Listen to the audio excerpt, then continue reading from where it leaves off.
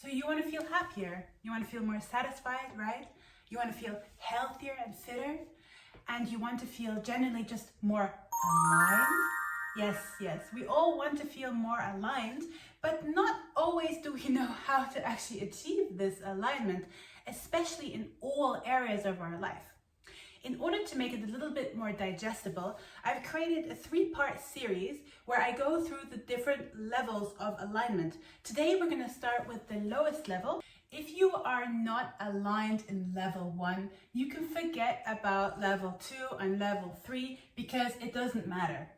Level 1 is number one thing to check out for if you are aligned or misaligned in this area.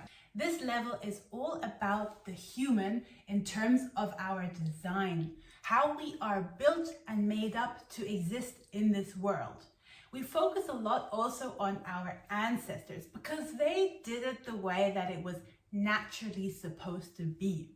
I know people don't really like to think of it this way, but we are an animal like other animals too. We are made out of flesh and blood and bones, and we need to take care of our body in a specific way. If we don't, then things just fall apart.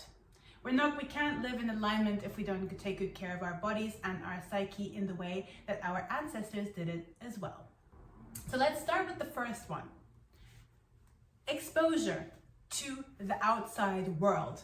Because the human being is not supposed to be inside all the time. We are supposed to be outside, exposed to the beautiful grand sky, the big spaces. We're supposed to be in nature, connecting with the sunshine. We're little plants. We need to be outside. We can't just be inside all the time. So this is something that you should definitely check out for if you are exposing yourself to the outside world or not. Now, number 2 is movement. Our mechanism, our physiology is built for movement.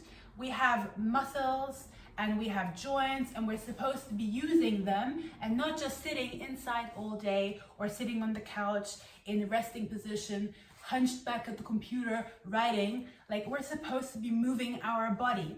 Our ancestors used to walk all the time. They would migrate from one place to another for looking for food and water and sunshine and animals to eat, and this was normal to keep moving. That's why walking is one of the healthiest things you can do for your body. But if you don't have the time to walk, then make the time or find other activities that you can do, physical activities, yoga in the morning, stretching after you wake up, go to the gym after work, incorporate movement into your day. Have a standing desk. You need to move. You need the energy to course through your body and not create blockages in your body. You need to release adrenaline and cortisol. It's not healthy to be sitting at a desk all the time or lying on the couch watching TV, not moving. It is essential for you to move. Number 3 on our list is community. Our ancestors, they were very communal. Of course, they would go off once in a while to hunt on their own and pick some berries on their own. But at the end of the day, they were always in a community. In this day and age, a lot of us are isolating ourselves. We are not spending time in community the way that we were used to doing it in the past. Our ancestors needed to be in community in order also to protect themselves from other stressors.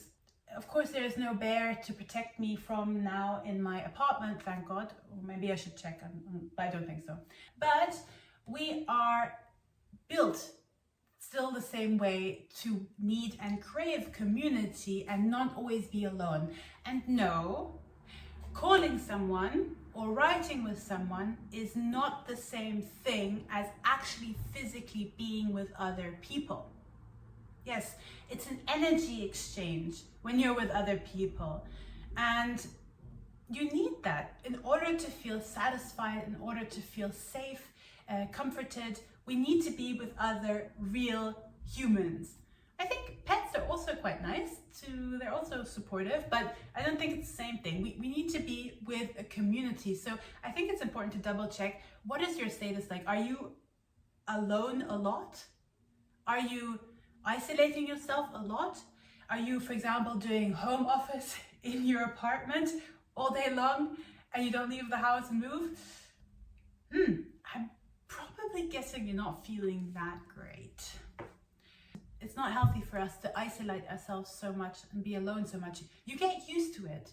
When you spend a lot of time alone, you do become acquainted to it, and it sometimes can be a little bit difficult to be with people again when you're so much alone, which I understand. I'm someone who has to protect your energy a lot, also because I'm very influenced by other people's energy, maybe for you too.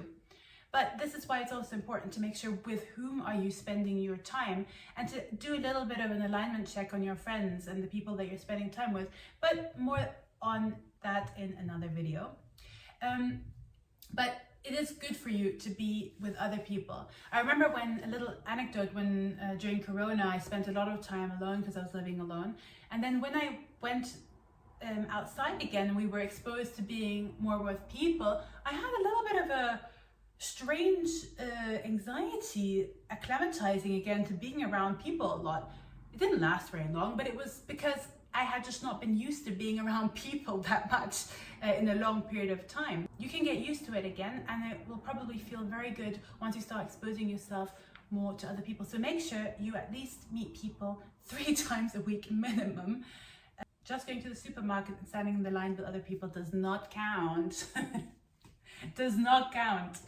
Now, there's 2 more honorable mentions for the alignment check that for level 1, which is the food that we consume and the amount of sleep we get. Food is very important because if you think about it, you literally become what you eat. You're eating a lot of processed, shitty food, and you're not really spending the time to invest in healthy foods, to connect with your body, to see what it really wants and needs, and giving it the things that it requires to function properly. Then don't be surprised if you're not feeling very good, if you're misaligned physically because you're giving yourself nonsense in your body. You are then made out of processed nonsense rather than fresh, diverse foods. Our ancestors, they used to eat a huge variety of different things. They were eating berries, and they were eating snails, then they would eat mammoths, then they'd eat an apple, then eat some, I don't know, grass maybe. But it was a diverse amount of different things that were naturally grown. I'm not saying I want to go back to being my ancestor and eating what they were eating. I'm really happy with what I get to eat now. But I'm saying it's important to understand that they had food that was not contaminated and not processed, and all the nutrients were taken out of it. They had a variety. I am not saying that we should live like our ancestors in all aspects. I don't want to live in an ice cold cave wearing bear skin and afraid of wolves, and no thank you, no thank you.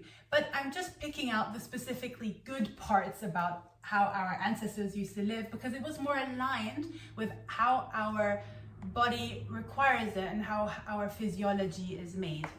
So the last one I said was sleep. That one's really short, but like if you are not getting enough sleep, don't be surprised that you're not feeling well. It's a huge priority to take care of your sleep pattern, because it gives you the time to recuperate, to heal.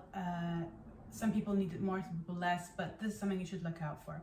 So just to repeat all the different factors that are in level 1.